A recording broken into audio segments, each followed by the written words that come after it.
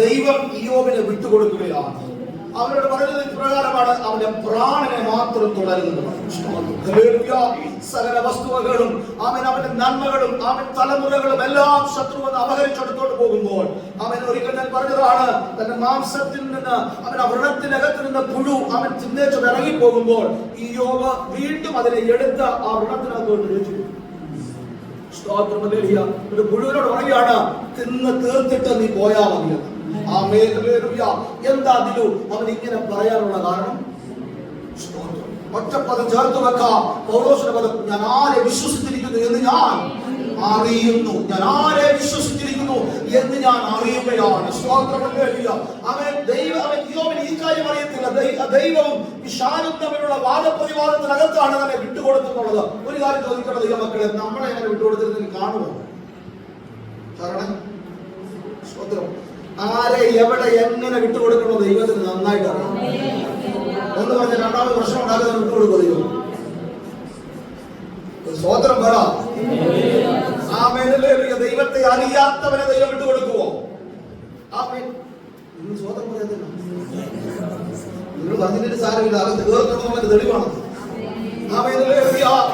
അവൻ ദൈവത്തെ മനസ്സിലാക്കിയ ഇയ്യോബ് താൻ ദൈവത്തിന്റെ കോപത്തിൽ അല്ലെങ്കിൽ ദൈവം വിട്ടുകൊടുത്തതാണ് എന്ന് തിരിച്ചറിയാതെ അവൻ തന്റെ ശരീരത്തെ ദൈവത്തിന് സമർപ്പിക്കപ്പെടുമ്പോൾ ശരീരമാസകല പരിക്കളാൽ നിറഞ്ഞിരിക്കുന്ന സമയത്ത് നിങ്ങൾ ചിന്തിച്ചോണം, ഈ ശരീരം മുഴുവൻ ഇങ്ങനെ വേദന വന്നിരിക്കുമ്പോൾ വന്ന ആളുകൾ കൂട്ടുകാര് ഒരു 3 പേര് വിശേഷം അറിയാൻ വേണ്ടി താൻ വന്നപ്പോൾ അവൻ 7 ദിവസം മിണ്ടാതിരുന്നിട്ട് പിന്നെ തുടങ്ങുമ്പോൾ എന്താ പറഞ്ഞാൽ എന്ത് പറഞ്ഞാൽ നിങ്ങൾ എന്റെ കൂടെ ഉണ്ടോ? ശരീരം മുഴുവൻ കൊത്തി നുറുക്കിയിരിക്കുക. തലമുറ അവൻ 10 എണ്ണം പോയി. ദൈവത്തിന് സ്തോത്രം ചെയ്യുകയാണ്. വസ്തുവക സമ്പത്ത് സകലതും പോയി. ആടുമാടുകൾ പോയി, മൃഗസമ്പത്തുകൾ പോയി.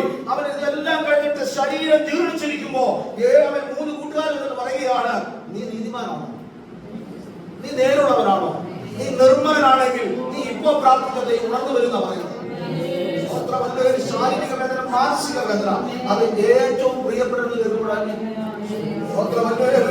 നീ നിന്നെ തന്നെ നീതീകരിക്കും, നീ നിന്നെ തന്നെ നിർമ്മലനാക്കാൻ നോക്കിയാണോ എന്ന് ചോദിച്ചാൽ അവൻ ഇയ്യോബിനെതിരെ അവന്റെ അപവാദങ്ങൾ പടച്ചു വിടുമ്പോൾ ഇയ്യോബിന്റെ വാക്കുകളാൽ ഒന്നും ദൈവത്തോട് പാപം ചെയ്തില്ല. അവൻ ശാരോണെ ഇതിനൊരു എൻഡിങ് ഉണ്ട്. അവൻ ദൈവത്തിനൊരു പൂർത്തീകരണമുണ്ട്. അവൻ കൂട്ടുകാരി കാണാത്തൊരു പൂർത്തീകരണം, ഭാര്യ കാണാത്തൊരു പൂർത്തീകരണം, ഭൂമിയിൽ കെട്ടുന്നവരുടെ സ്തോത്രം പറഞ്ഞോണം, കുടുംബക്കാരും കാണാത്തൊരു പൂർത്തീകരണം അവനല്ലേ ഇയ്യോബെ നിരക്ക് ദൈവം ഒരുക്കി വെച്ചിട്ടുണ്ട്. ഇന്നുവനായ ദൈവത്തിന് സ്തോത്രം ചെയ്യുകയാണ്. അവനല്ലേ അഴിഞ്ഞിരിക്കുന്ന ഇയ്യോബിന്റെ അസ്ഥികൂടങ്ങൾ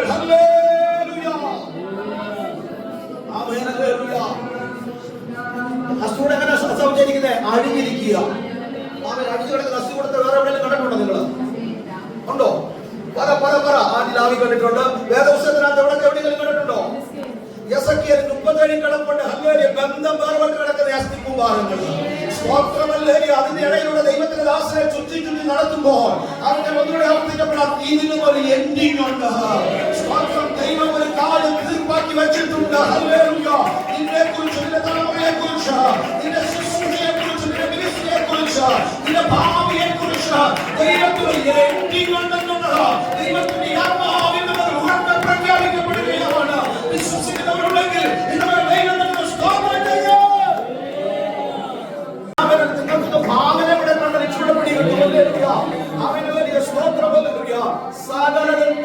തരിപ്പണമായി ഉദാഹരണത്തിന് ഞാൻ എടുക്കുക. അവൻ ഈ ബിൽഡിംഗ് പോയി, ഈ സ്ഥാപനം പോയി, അവന്റെ അജ്മാനിലെ ബിൽഡിംഗ് പോയി, സ്ഥാപനം പോയി. ഉദാഹരണം കേട്ടോ, അല്ലെങ്കിൽ അവർ അനുഭവിച്ചവരാണത് വേറെ കാര്യം. സ്തോത്രം, ഹല്ലേലൂയ. സ്തോത്രം, ഹല്ലേലൂയ. മറന്നുപോയത് പ്രാർത്ഥിച്ചാണ്. ഹല്ലേലൂയ. ആമേൻ. അവനല്ലേ സകലതും തകർന്ന് തരിപ്പണമായി. അവനല്ലേ അപ്പോ അവൻ ഉദാഹരണത്തിനാണ്. അവനല്ലേ ഞാനേ പാസ് എടുത്തോണ്ട് ചെല്ലുക. ഞാനുണ്ട്, ദിലുണ്ട്, സൗജാറുണ്ട്, വിനോദാണ്, ഞങ്ങളെല്ലാം പാസ് കുഴപ്പമാണെന്ന് പറയാം. അമ്മേ സ്തോത്രം. ഉദാഹരണമാണ്. പാസ്യുടെ കയ്യിൽ കുഴപ്പം, പാസ്യുടെ പ്രശ്നമാണ്. പാസ് ഞങ്ങൾ എന്തിനാ സത്യത്തിൽ സാറേ ആശ്വസിപ്പിക്കാൻ ചെന്നതാ. ഹല്ലേലൂയ. എന്നാൽ ഈ പരുവെങ്കിലും കണ്ടിട്ട് മിണ്ടാതിരിക്കട്ടെ. അസ്ഥി കൂടെ പോലെ ഇരിക്കുക. ആമേൻ. അല്ലേ സകലതും ദരിദ്രമായി കിടക്കുമ്പോ അവനല്ലേ പറയുകയാണ്, കുത്തുവാക്കൾ പറയുകയാണ്. ഒരു കാര്യം ഉറപ്പാ, ഇതിനൊരു എൻഡിങ് ഉണ്ട്. നീ കുത്ത്, നീ കുത്ത്, നീ കുത്ത്.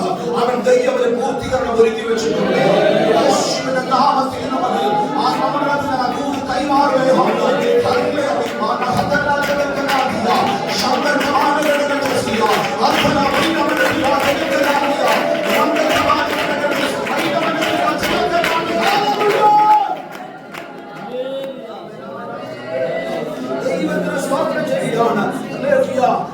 ഒരുപക്ഷെ ഈ കൂട്ടുകാരടുത്തിരിക്കുമ്പോൾ മൂക്ക് കുത്തിക്കൊണ്ടായിരിക്കുന്നല്ലേ.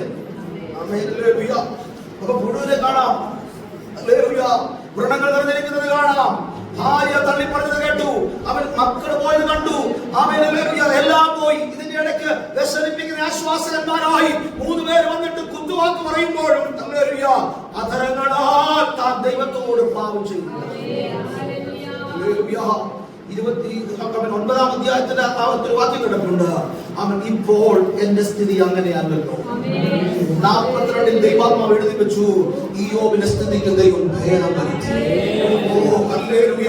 ദൈവം എത്ര വിശ്വസ്തനാണെന്നറിയാവോ? അന്നി ഒരു എൻഡിങ് ഉണ്ട് കേട്ടോ. ഒരു പൂർത്തീകരണമുണ്ട്. അവൻ നിസ്സമാന്യ ഒരു പൂർത്തീകരണമുണ്ട്. ഒരു എൻഡിങ് ഉണ്ട് കേട്ടോ. ഹല്ലേലൂയ. പ്രശ്നേ അവനെ ശിലുവയിലെ ഒരു എൻഡിങ് ഉണ്ട്. അവരുടെ ഇപ്പോൾ നിങ്ങളൊന്നും കണ്ടിട്ട് ഭാരപ്പെടേണ്ട കേട്ടോ. ദൈവത്തിനൊരു പൂർത്തീകരണം അവൻ മാസങ്ങൾക്ക് പുറത്ത് അവരുടെ ദൈവത്തിന്റെ ആത്മാവ് ഒരുക്കി വെക്കുന്നുണ്ട്. അവനോടിലേക്ക് ദൈവാത്മാവ് കൊണ്ടുവരികയാണ്. ഉണങ്ങിയ വടിയാണ് സമാഗമ കൂടാരത്തിനകത്ത് വെച്ചെങ്കിലും അതിനകത്തൊരു എൻഡിങ് വെളിപ്പെടുത്താൻ, അതിനകത്തൊരു പൂർത്തീകരണം വെളിപ്പെടുത്താൻ ഈ ദൈവത്തിന് കഴിയുമെന്ന് അവൻ ദൈവത്തിന്റെ ആത്മാവ് തെളിയിപ്പാനായിട്ട്. സ്തോത്രം, സ്തോത്രം. യേശുവിന്റെ നാമത്തിൽ ജയമെടുക്കുകയാണ്. അസ്ഥി കൂടെ വഴിഞ്ഞിരിക്കുന്നു, ബന്ധങ്ങൾ വിട്ടുകിടക്കുകയാണ്. ഹല്ലേലൂയ. ചുമ്മാതൊന്നുമല്ല വിനോദിച്ച അങ്ങനെ എഴുതി വെച്ചതാ, ഞാൻ അനുഭവിക്കുന്നതാണ് എഴുതി വെച്ചിരിക്കുന്നത്. സ്തോത്രം, സ്തോത്രം. ഹല്ലേലൂയ. ഞാൻ പറഞ്ഞു പെട്ടെന്ന് നിർത്തിയ സമയം പോകുന്നത് കൊണ്ട് ഈ കാര്യങ്ങളെല്ലാം താൻ ആഗ്രഹിക്കുകയാണ്. എങ്ങനെയൊന്നും മനുഷ്യമാണ്. സത്യമായിട്ട് ചോദിക്കട്ടെ, വേദപുസ്തകം ആത്മഹത്യ ചെയ്യാൻ അനുവദിച്ചിരുന്നെങ്കിൽ നമ്മളിൽ പലരും ചെയ്യത്തില്ലായിരുന്നു. എന്നിട്ട് പലപ്പോഴും ഗുളിയെടുത്തില്ലേ? എന്നിട്ട് പലപ്പോഴും കയറെടുത്തില്ലേ? ഇല്ലേ? സ്വതന്ത്രം ഉണ്ടാതിരിക്കുക ഇതെല്ലാം ചെയ്തേച്ചു. സ്വതന്ത്രം വല്ലേ പിടിതരണ്ട അങ്ങനെയൊന്നോ. സ്വതന്ത്രം, സ്വതന്ത്രം, സ്വതന്ത്രം, സ്വതന്ത്രം പറ. ദൈവത്തിന് നന്ദിയോടെ സ്തോത്രം ചെയ്യുകയാണ്. നീ കാണാത്ത ഒരു എൻഡിങ് അവൻ ഈ 42-ാം അധ്യായത്തിൽ അല്ല 38-ൽ കടപ്പുണ്ടെന്നുള്ളത് ദൈവത്തിന്റെ പരിശുദ്ധാത്മാവിന്ന് വചനത്തിന്റെ വെളിപ്പാടോട് ചേർത്ത് വെച്ച് പറയുകയാണ്. അനന്തരം യഹോവ ചുഴലിക്കാറ്റിനകത്ത് ഇയ്യോബിന്റെ വീട്ടിനകത്തോട് ഇറങ്ങും. എന്റെ കൂടെ ഉണ്ടോ നിങ്ങള്? ആദ്യം ഒരു പോക്ക് പോയത് ഞാൻ ആ പദങ്ങളൊക്കെ പറഞ്ഞു ഇങ്ങനെ വന്നത് കൊണ്ടൊക്കെ പറയും. ശ്രദ്ധിച്ചോളാം. ഹല്ലേലൂയ. കേട്ടോ, ഞാൻ ഒരു പോക്ക് പോകാനായിട്ട് ഇതെല്ലാം കൂടെ ഇങ്ങോട്ട് വരുവാണെന്നായിപ്പോ ഇയ്യോബിന്റെ ചിന്ത. എന്നതാ ഹല്ലേലൂയ.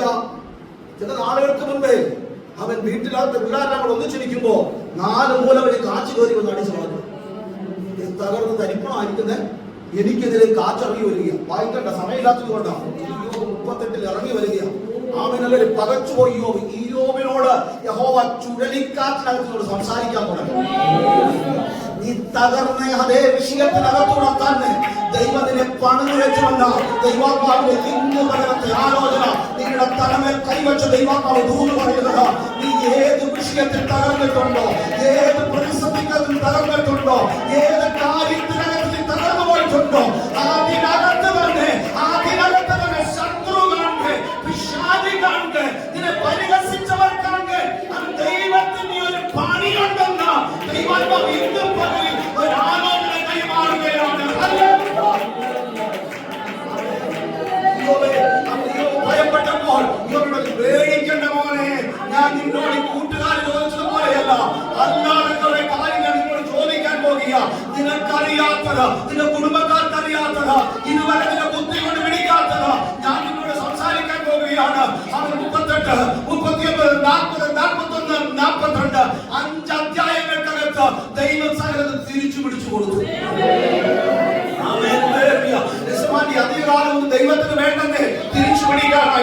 അവൻ ജിജി അധികാരം ദൈവത്തിൽ വേണ്ട തിരിച്ചു പിടിക്കാണ്. അവൻ 32-ാം അധ്യായം തൊട്ട് 37 വരെ പിശാച് വിളിച്ചെങ്കിൽ 5 അധ്യായം കൊണ്ട് ദൈവം തിരിച്ചു പിടിച്ചു കൊടുക്കുകയാണ്.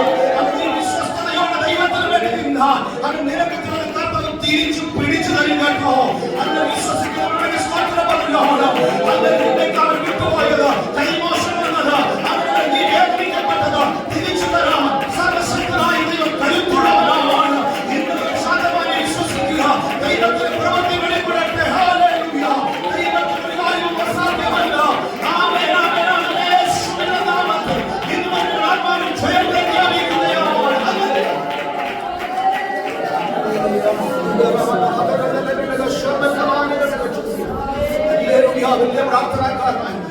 വൃദ്ധന്മാർ പോലും ഇയ്യോബിന്റെ മുമ്പാകെ എഴുന്നേറ്റായിരുന്നു കേട്ടോ.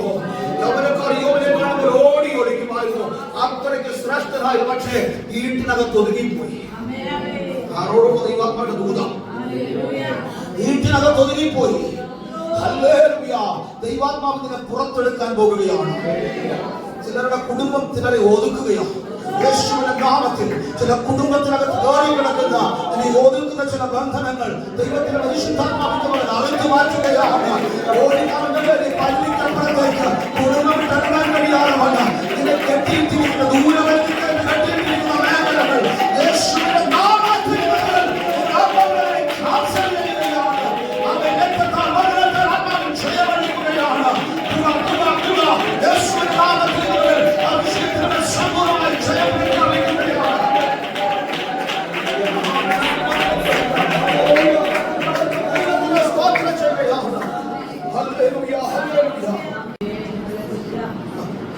സ്വത്രം ഇവിടെ വരണേ. ഉണ്ടോ നിങ്ങൾ? ഇയ്യോബ് വീട്ടിൽ നിന്ന് വെളിയിൽ ഉണ്ടെന്നുണ്ടോ? ഇല്ല. കാരണം എന്താ? ഒതുക്കപ്പെട്ടു പോയി. സ്തോത്രമല്ലേ. പിടിക്കാവുന്നതും പറിച്ചെടുക്കാവുന്നതും അപഹരിക്കാവുന്നതും മുഴുവനും അപഹരിച്ചെടുത്തോണ്ട് അവനല്ലേ ഇന്നലകളിൽ അവൻ പലർക്കും പ്രയോജനപ്പെട്ടവൻ വീട്ടിനകത്ത് കൂടെ വരണം കേട്ടോ. രക്തത്താൽ ജയമെടുക്കുകയാണ്. പക്ഷെ കർത്താവിന്റെ ആഗ്രഹം കെട്ടുകൊണ്ടിട്ട് വെളിയിൽ കൊണ്ടുവരണം. വെളിയിൽ കൊണ്ടുവരണമെന്നുള്ളത് പ്രാർത്ഥിക്കണം കേട്ടോ. രക്തത്താൽ വചനത്താൽ ആത്മാവിൽ ജയമെടുക്കുകയാണ്. യേശുവിന്റെ നാമത്തിൽ ജയമെടുക്കുകയാണ്.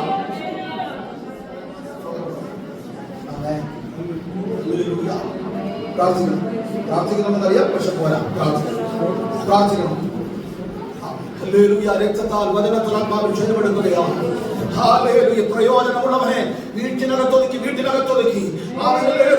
പുറത്തേക്ക് ഇറങ്ങാൻ കഴിയാതെ കൊണ്ട് അസ്വസ്ഥത നിറഞ്ഞ അന്തരീക്ഷത്തിനകത്ത് ഇവരുടെ ജീവിതത്തെ മുഴുവൻ ഇല്ലാതെ കഴിയുവാൻ ശത്രു നോക്കുമ്പോൾ അവന്റെ ഒന്നുകൂടെ ആവർത്തിക്കുന്ന പദം ഒരു എൻഡിങ് ഉണ്ട്.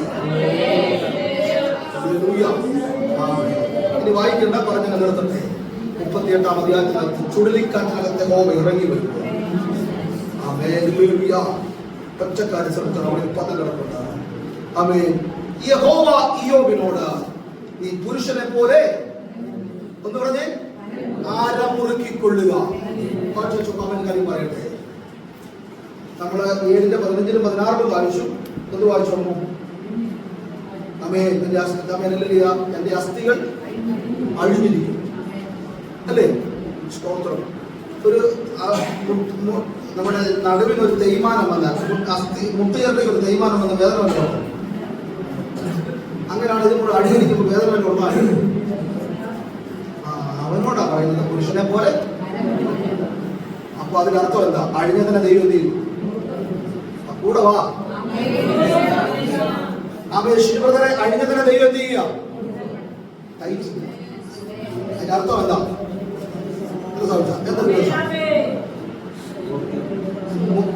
മുറുക്കുന്നത് എന്തിനാ? ബലപ്പെടാൻ. പിന്നെ പോരട്ടെ, വാ. ആമേന് മുറുക്കുന്നത് എന്തിനാ? പറ. ആമേനല്ലേ. ഇതുവരെ നീ ഈ 37-ാം അധ്യായം വരെ നീ എവിടെ ഇരിക്കുന്നേ? എങ്ങനെ ഇരുന്നേ? ഒതുങ്ങിയാണോ ഇരുന്നേ? പുരുഷനെ പോലെ ആലോചിക്കുന്നത് എന്നതിനാ? എഴുന്നേൽപ്പിക്കാൻ.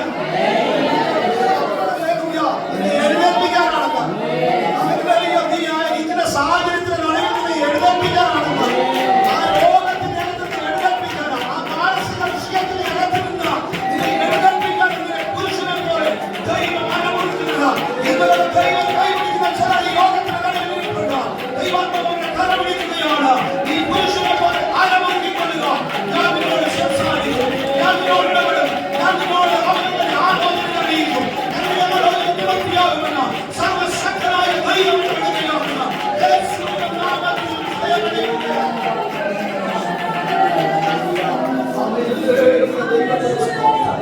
ഇന്നുവരെ യോബ് കേൾക്കാത്ത പല കാര്യങ്ങളും ദൈവം കേൾപ്പിച്ചു.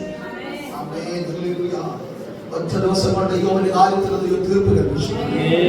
ആമേൻ. പറഞ്ഞ് അവസാനിപ്പിക്കട്ടെ. നഷ്ടപ്പെട്ടതെല്ലാം ഈ യോബിന് ദൈവം തിരിച്ചു കൊടുത്തു. ആമേൻ. ഹല്ലേലൂയ.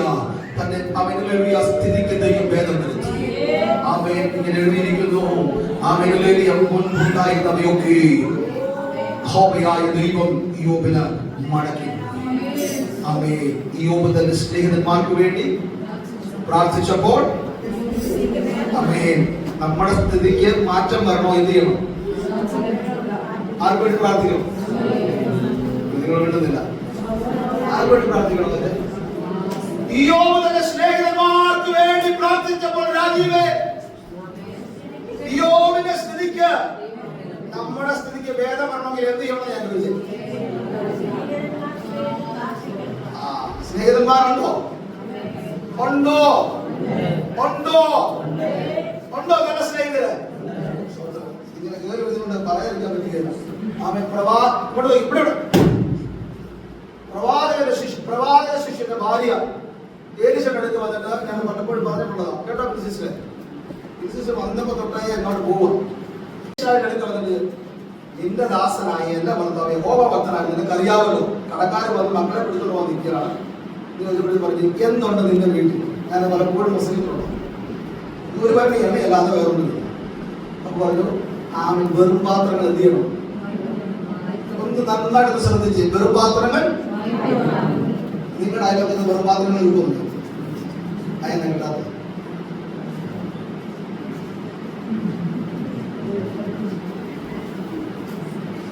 ചിലർക്ക് ചിരി വരുന്നുണ്ട്. ചിരി വന്നിട്ട് ചിലർ ചിരിക്കാതിരിക്കുകയാണ്. എന്തുകൊണ്ടാണ് നിങ്ങളുടെ അയൽവക്കത്ത് വെറും പാത്രങ്ങൾ കിട്ടാത്ത? നിങ്ങൾ ചോദിക്കുന്നത് അതുകൊണ്ട് പറയാൻ നിർത്താം. ഉദാഹരണത്തിന് ആരെടുക്കണം? ഞാൻ റെഡിയാണെന്ന് പറയാൻ ആരുണ്ട്?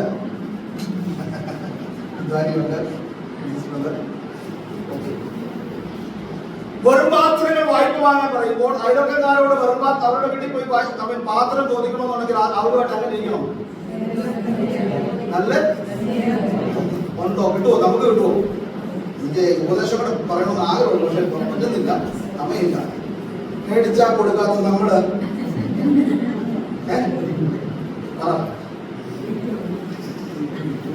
അല്ലേ? മേടിച്ചാൽ കൊടുക്കാത്ത നമ്മള് ഒരു പാത്രം പോലും കൊടുത്താൽ ചിലപ്പോൾ തിരിച്ചു കിട്ടില്ല. അങ്ങനെയുള്ള നമുക്ക് വീണ്ടും നമ്മൾ പോയി ചോദിക്കുക ഒരു പാത്രം വായ്പക്കാന്ന് ചോദിച്ചു കഴിഞ്ഞാൽ അവരെ എന്ത് വിശ്വസിച്ച് തരും? നമ്മുടെ കഴിഞ്ഞ ആഴ്ച ഇച്ചിരി പായസം കൊടുത്ത പാത്രം ഇതുവരെ ചെയ്തിട്ടില്ല, കിട്ടിയിട്ടില്ല. അതുകൊണ്ട് നിസ്സമാന്തി ഒന്നും മനസ്സറക്കത്തില്ലേ? ഇവിടെ വെറും പാത്രങ്ങൾ വായ്പ വാങ്ങാനായിട്ട് ആ സഹോദരി മക്കളെ പറഞ്ഞുകൊണ്ട് പോകും. അയൽവക്കക്കാരെല്ലാം ഇഷ്ടം പോലെ. കാരണം എന്താ? അയൽവക്കക്കാരുമായിട്ട് നല്ല നല്ല ടേംസ്. നമുക്ക് വിശ്വാസികത്തിലേക്ക് ഉപദേശമായിട്ട് പറയുന്നതുകൊണ്ട് വിശ്വാസികത്തിലേക്ക് വന്നു കഴിഞ്ഞാൽ പിന്നെ അയൽവക്കക്കാരായിട്ട് നമുക്ക് യാതൊരു ബന്ധവും, സമൂഹമായിട്ട് ബന്ധമില്ല. വേറെ ആൾക്കാരായിട്ട് നമുക്ക് യാതൊരു ബന്ധമില്ല. നമ്മുടെ ചിന്ത എന്താ അറിയോ? നമ്മൾ മുഴുവൻ പാവികളായി പോകുന്നുണ്ട് അല്ലേ? അങ്ങനെയാണോ? ആമേൻ. സഹകരിക്കണത്തൊക്കെ സഹകരിക്കണം, മാറി നിൽക്കേണ്ടതൊക്കെ മാറി തന്നെ നിൽക്കണം. പോയ പോക്കുണ്ട്. സ്വർഗത്തിൽ അരമണിക്കൂറോളം മൗനതയുണ്ടായി പറയുന്ന പോലെ ഉപദേശം പറയുമ്പോൾ നമ്മുടെ അകത്തോട്ട് അത് ഫീൽ ചെയ്യുമ്പോഴത്തേക്കും നമുക്ക് നമ്മുടെ മുഖത്ത് അത് പെട്ടെന്ന് അറിയാൻ പറ്റും അല്ലേ? സ്വതന്ത്രം പറഞ്ഞു ചെയ്യണം. ആമേൻ. എല്ലായ്പ്പോഴും എല്ലാവരോടും സ്നേഹത്തോടെ പറയുന്നു, സ്നേഹത്തോടെ ഇരിക്കണം. ഞാൻ കഴിഞ്ഞ ദിവസം ഒരു മെസ്സേജ് ഇട്ടത് ഏറ്റവും ഞാൻ ലാസ്റ്റ് പോലും തന്നെ നിങ്ങൾ ആ ഗ്രൂപ്പിനകത്ത് മെസ്സേജ് എത്തുന്നതിൽ കണ്ടെന്ന് എനിക്ക് അറിഞ്ഞുകൂടാ. ഒരു പദം പറഞ്ഞൊക്കെ നിർത്തട്ടെ. യാക്കോബ് ഇസഹാക്ക് മരിക്കാൻ നേരത്ത് കേട്ടത് നിങ്ങളത്. ഇസഹാക്ക് മരിക്കാൻ നേരത്ത് അവൻ യേശാവിനോട് പറയുന്നുണ്ട് എനിക്ക് അല്പം വേട്ടയിറച്ചി തിന്നണമെന്ന് അല്ലേ? വേട്ടയിറച്ചി ആഗ്രഹിച്ചവൻ എന്ത് തിന്നു? നാട്ടിറച്ചി അല്ലേ? അപ്പോ രാത്രിയില് അപ്പൻ്റെ അടുക്കൽ വന്നിട്ട് മോൻ ചോദിക്കുന്ന ചോദ്യമുണ്ട്. അപ്പൊ നിനക്കൊരു അനുഗ്രഹം മാത്രമേ ഉള്ളൂ. ആരോഗ്യ ശരവണൻ യേശാവിന് കൊടുക്കുക. കാരണം ആർക്ക് കൊടുത്ത അനുഗ്രഹമുള്ളൂ? ഒരു അനുഗ്രഹം മാത്രമേ ഉള്ളൂ എന്ന് ചോദിച്ച് യേശാവ് പൊട്ടിക്കറിയുന്നുണ്ട് അല്ലേ? ഒന്നുമില്ലാത്തവനായിട്ട് ഇറങ്ങി പോകുമ്പോൾ അവൻ ആ പദം എന്നെ വല്ലാതെ ചിന്തിപ്പിച്ചു. അവൻ യാബോക്ക് കടന്ന് തിരിച്ചു കയറുമ്പോൾ ഒരുപാട് സമ്മാനങ്ങൾ യേശാവിന് കൊടുക്കുമ്പോഴത്തേക്കും എന്താണെന്ന് ചോദിച്ചപ്പോൾ പറഞ്ഞത് യജമാനു വേണ്ടിയിട്ടുള്ളതാണെന്ന്. അപ്പൊ അദ്ദേഹം പറഞ്ഞ കാര്യമുണ്ട്, എനിക്കെന്തിന് എനിക്ക് വീടോളം ആ ദിവസം പറഞ്ഞത് ഒരു ചിരട്ട പോലും എടുക്കാതെ ഇറങ്ങിയവൻ. പക്ഷെ കൂടെ പുറപ്പിനോട് ക്ഷമിക്കാൻ കാണിച്ച മനസ്സാണ് അവൻ ആ അനുഗ്രഹത്തെ വിളിച്ചു.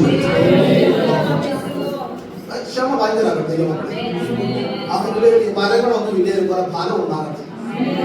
ആ നിലയിൽ ക്ഷമിക്കാൻ മനസ്സുള്ളവരോട്, എന്റെ മക്കളോട്, മരുമക്കളോട്, കൊച്ചുമക്കളോട്, ഭാര്യയോട്, ഭർത്താവിനോട്, സഹോദരങ്ങളോട്, കൂടപ്പിറപ്പുകളോട്, അയൽവക്കക്കാരോട്, രക്തബന്ധങ്ങളോട്, പാസ്റ്ററോട്, വിശ്വാസിയോട് ക്ഷമിക്കാൻ മനസ്സുണ്ടെങ്കിൽ അനുഗ്രഹം തന്നെ. വായിച്ചിട്ടില്ല ഭാഗങ്ങളൊക്കെ ഇതുകൊണ്ട് വായിച്ചിട്ടില്ലേ? എന്തിനായാലോവേ എനിക്ക് വീഴോളമുണ്ട്. പക്ഷെ ആ രാത്രി ആ സന്ധ്യ നിങ്ങളൊന്ന് ആലോചിക്കണം. അനുഗ്രഹം മുഴുവനും അവൻ അനിയന് കൊടുത്തിട്ട് അവൻ ഒരു ചിരട്ട പോലും എടുക്കാതെ ഇറങ്ങി പോകുമ്പോൾ ഒരു ചിന്തയിലുണ്ടായിരുന്നു, അപ്പൻ ജീവനോടിരിക്കുമ്പോൾ അപ്പൻ ഞാൻ അവൻ ദോഷം വരുന്നതില്ല, അപ്പനെ ഞാൻ ദുഃഖിപ്പിക്കുന്നില്ല. പക്ഷെ അപ്പൻ മരിക്കുമ്പോൾ എന്റെ സഹോദരനെ എന്ത് ചെയ്യും? അങ്ങനെ ചിന്ത ഉണ്ടായിരുന്നു.